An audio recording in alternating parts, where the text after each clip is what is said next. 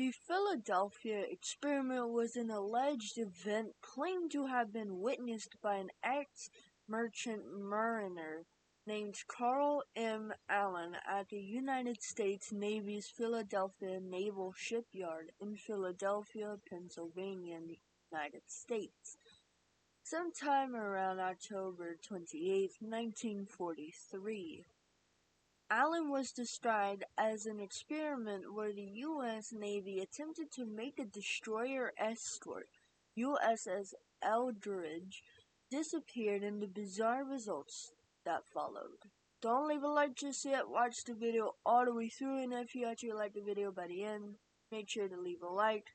I will earn your subscription by the end of this video. Alright, let's dive right back in.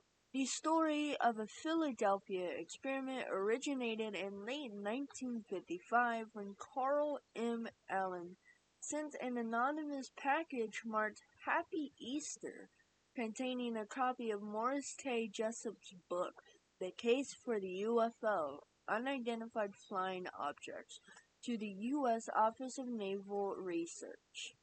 The book was filled with handwritten notes in its margins, written with 3 different shades of blue ink, appearing to detail a debate among 3 individuals, only one of whom is given the name, Jimmy. They commented on Jessup's ideas about the propulsion for flying saucers, discussed alien races, and expressed concern that Jessup was too close to discovering their technology.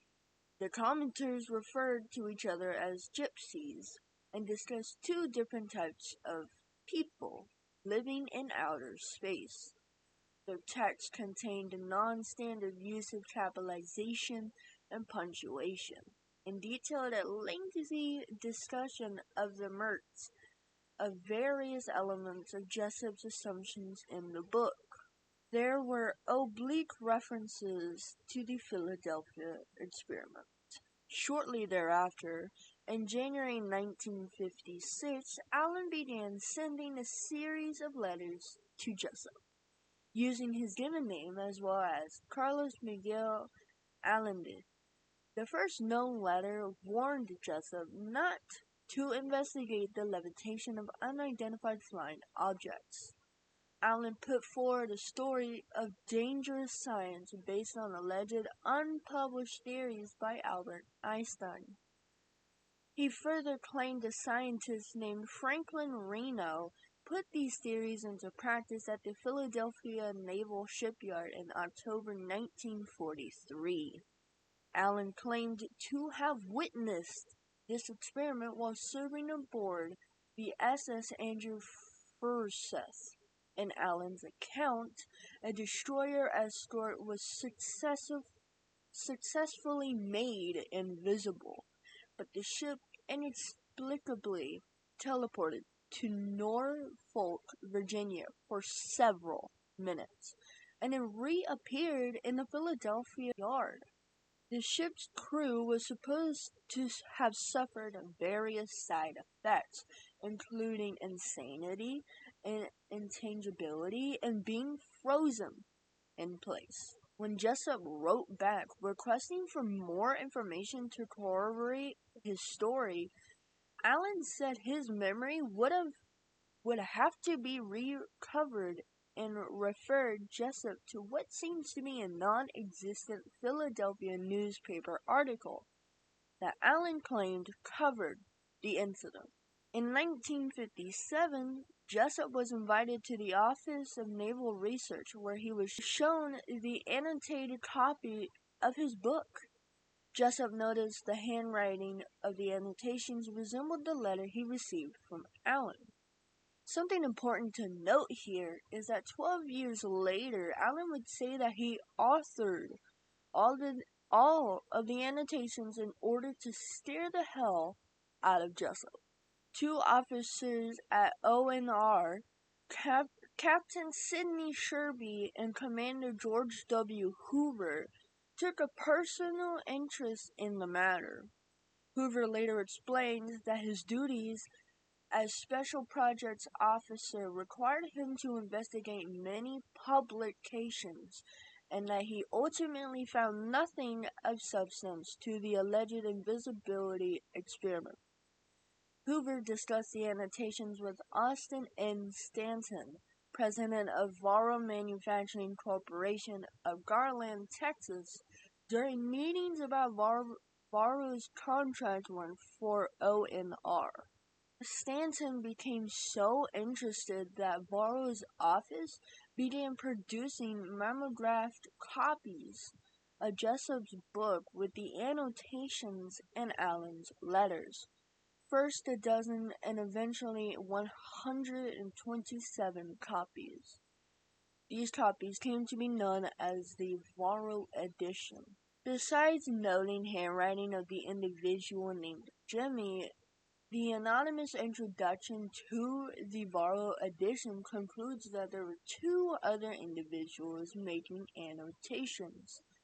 Mr. A, identified as Allen by Jessup in blue ink, and Mr. B in blue-green ink. Jessup tried to publish more books on the subject of UFOs, but would be unsuccessful. He would lose his publisher and experience a succession of downturns in his personal life, and this would lead to him committing slide in Florida on April 30th, 1959. The various book writers who tried to get more information from Allen found his responses elusive, or couldn't find him at all.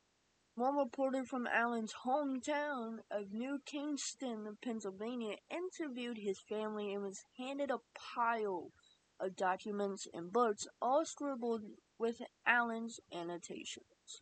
They described Allen as a fantastic mind, but also a drifter and a master leg puller. In 1965, Vincent Gaddis published a book of Forteania titled Invisible Horizons, True Mysteries of the Sea. In it, he recounted the story of the experiment from the Varro annotations. George E. Simpson and Neil R. Berger published a 1978 novel titled Thin Air. In this book, set the present day, a Naval Investigations Service officer investigates several threads linking wartime invisibility experiments to a conspiracy involving matter transmission technology. Large-scale popularization of the story came about in 1979 when the author Charles Berlitz, who had written a best-selling book on the Bermuda Triangle, and his co-author, ufologist William L. Moore, published the Philadelphia Experiment, Project Invisibility, which purported to be a factual account. The book expanded on stories of bizarre happenings, lost unified field theories by Albert Einstein, and government cover-ups, all based on the Allen D. Allen letters to Jessup. Moore and Berlitz devoted one of the last chapters in the Philadelphia Experiment Project Invisibility to the force fields of Townsend Brown, namely the experimenter and then U.S. Navy technician Thomas Townsend Brown. Paul Lavallette's 2008 book Secrets of Anti-Gravity Propulsion also recounts some mysterious involvement of Townsend Brown. The story was adapted into a 1984 time travel film called The Philadelphia Experiment, directed by Stuart Raphael. Though only loosely based on the prior accounts of the experiment, it served to dramatize the core elements of the original story. In 1989, Alfred Bielek claimed to have been aboard USS Eldridge during the experiment, addressing the MUFON conference in 1990. Alfred asserted that Raffles' film was largely consistent with the events he claimed to have witnessed in 1943. Albert would later add details to his claims on radio talk shows, conferences, and the internet. Now that we got that over with, let's dive into the general synopsis. The experiment was allegedly based on an aspect of some unified field theory, a term coined by Albert Einstein to describe a class of potential theories. Such theories would aim to describe mathematically and physically the interrelated nature of the forces of electromagnetism and gravity. According to some accounts, unspecified researchers thought that a theory of this type would enable using large electrical generators to bend the light around an object via refraction, so that the object became completely invisible. The Navy regarded this as a military value and it sponsored the experiment. Another unattributed version of the story proposes that researchers were preparing magnetic and gravitational measurements of the sea floor to detect anomalies, supposedly based on Einstein's attempts to understand gravity. In this version, there were also related secret experiments in Nazi Germany to find anti-gravity, allegedly led by SS. Not even gonna try and pronounce that. It'll be on screen. There are no reliable or attributed accounts, but in most accounts of the supposed experiments, USS Eldridge was fitted with the required equipment at the Philadelphia Naval Shipyard. Testing began in the summer of 1943, and it was supposedly successful to a limited extent. One test resulted in Eldridge being rendered nearly invisible, with some witnesses reporting a greenish fog appearing in its place. Crew members complained of severe nausea afterwards. Allegedly, when the ship reappeared, some of the crew members, sailors, whatever you want to call them, they were literally embedded in the metal structures of the ship, including one sailor who ended up on a deck level below where he began and had his hand embedded in the steel hull of the ship, as well as some sailors who went completely bananas. There was also a claim the experiment was altered after that point at the request of the Navy, limiting it to creating a stealth technology that would render USS Eldridge invisible to radar. None of these allegations have been independently substantiated. Other versions of the story give the date of the experiment as October 28th, 1943. In this version, not only did Eldridge become invisible, but disappeared from the area and teleported to Norfolk, Virginia, over 200 miles away. It is claimed that Eldridge sat for some time in view of men aboard the ship SS Andrew Forsyth, whereupon Eldridge vanished and then reappeared in Philadelphia at the site it had originally occupied. Many versions of the tale include descriptions of serious side effects for the crew. Some crew members were said to have been physically fused to bulkheads, while others suffered from mental disorders. Some rematerialized inside out, and still others vanished. It is also claimed that the ship's crew may have been subjected to brainwashing to maintain the secrecy of the experiment. Now let's dive our toes into the evidence and research. The historian Micah Dash notes that many authors who publicized the Philadelphia experiment story after that of Jessup appear to have conducted little or no research of their own. Through the late 1970s, for example, Allen was often described as mysterious and difficult to locate, but government determined Allen's identity after only a few telephone calls. Others speculate that much of the key alliteration emphasizes dramatic embellishment rather than pertinent research. Religion Moore's account of the story claimed to include factual information, such as transcript of an interview with a scientist involved in the experiment, but their work has also been plagiarizing key story elements from the novel Thin Air, which was published a year earlier. Let's get into some misunderstanding of documented naval experiments.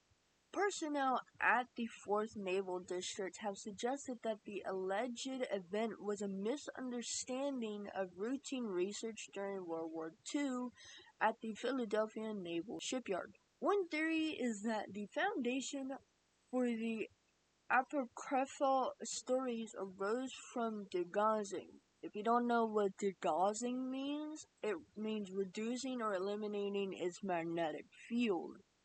Experiments which have the effect of making a ship undetectable or invisible to magnetic minds. Another possible origin of the stories about levitation, teleportation, and effect of human crew might be attributed to experiments with the generating plant of the destroyer USS Timmerman, wherein a higher frequency generator produced corona discharges, although none of the crew reported suffering effects from the experiment.